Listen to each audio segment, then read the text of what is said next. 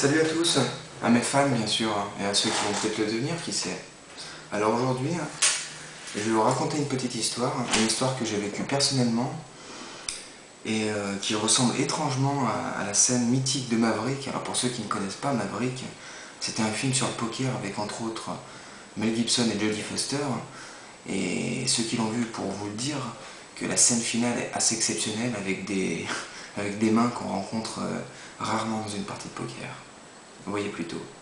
Alors, je vous plante le décor de mon histoire. On est 5 joueurs assis à une table de poker. Les 2 premiers joueurs sont des joueurs que je qualifierais de classiques ou normaux, comme vous et... Non, pas moi, non, comme vous et un autre.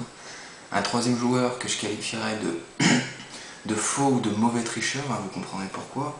Un 4e que je qualifierais en revanche de vrai tricheur. Et le 5e, donc moi-même, on va dire ni un tricheur, ni un joueur classique, mais tout simplement un magicien. Ok?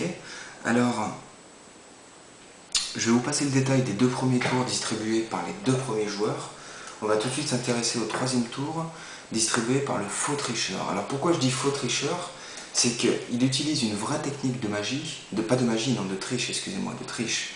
Seulement il le fait tellement mal et tellement lentement que ça saute aux yeux. Regardez plutôt. La plupart des gens distribuent grosso modo comme ça. Et bien une vraie technique de triche consiste à distribuer la carte du dessous au lieu de celle du dessus. C'est-à-dire comme ceci. C'est-à-dire que le tricheur distribue à ses adversaires la carte du dessus, mais lorsqu'arrive son tour, il se distribue la carte du dessous. Ce qui veut dire qu'en fait dans cette technique, le but est de contrôler les cartes que l'on souhaite sur le dessous, afin de pouvoir se distribuer de cette manière. Donc là on est à la 3e carte, donc la 4e, voilà, comme ceci, et la 5e, voilà. Seulement, encore une fois, lui il le fait tellement lentement et tellement mal que ça saute aux yeux. Vous avez bien vu, je pense que vous avez tous vu, je prenais la carte du dessous, et d'ailleurs ce jour-là tout le monde l'avait vu, et du coup tout le monde s'est couché. Je crois même qu'on l'a viré de la table. En plus, il est vraiment pas doué parce que même en trichant, il n'a pas été foutu de se distribuer un bon jeu. Regardez. Il a quoi? Ah, il a une petite paire de valets. Je vais même pas vous montrer le jeu des autres parce qu'il n'avait rien. Ce jeu a servi à rien. Remarque, tout le monde a gardé sa mise. Donc c'est très bien. Maintenant, passons au tour distribué par le vrai tricheur. Alors le vrai tricheur, il utilise exactement la même technique, seulement lui, il le fait tellement vite et tellement bien que personne n'y voit que du feu. Regardez. Et en plus, chose qu'avait oublié le faux tricheur, il mélange.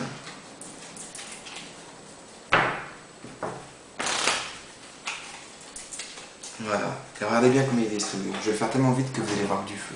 Regardez.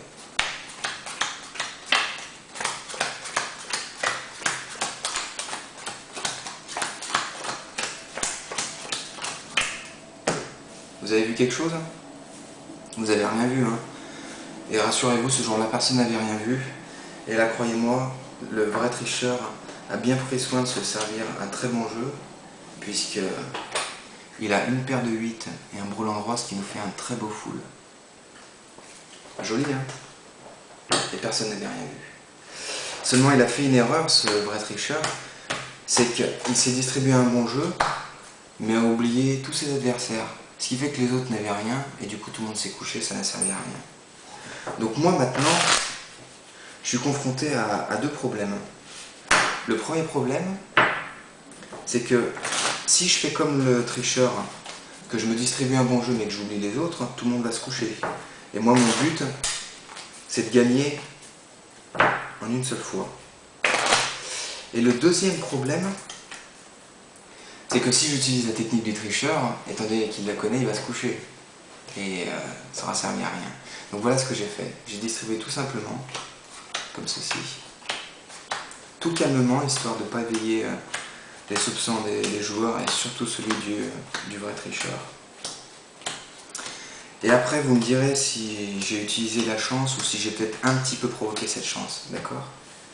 Vous voyez mot pour mot, enfin carte pour carte, ce qui s'est passé le jour-là.